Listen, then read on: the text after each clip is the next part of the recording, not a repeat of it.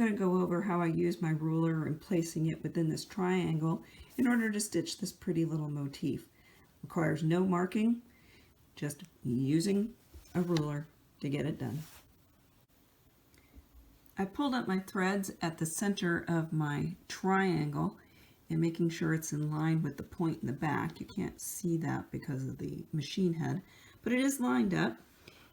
And I'm going to take just a couple stitches to get me about 1/4 of an inch away from that black sashing. About right there.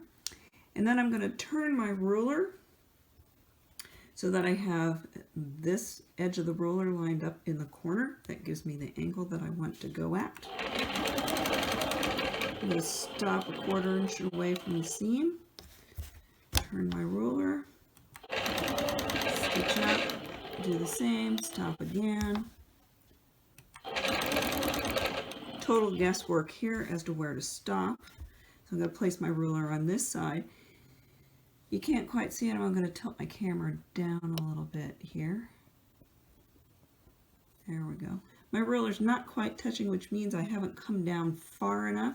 So I'm going to set the ruler where it needs to be and get it so that the angle is going to come in and the needle is going to hit at the point I was at before. So that goes down and then to here. So that completes that little diamond. The next diamond, the ruler mark is 1.5 of these right here at the tip of the block, and this line is even with the black sashing. So I can stitch that out to the edge, 1/4 inch away, stop, turn, 1/4 inch.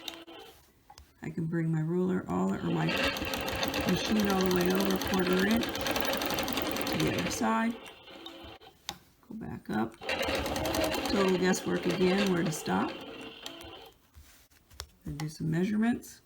Right now I am straight here, but I'm too far away, which means I need to push my machine up a little more until I'm 1.5 bars. That's good. I've got the right spacing to come down and hit that point. There it is. Finish it off with a couple knots.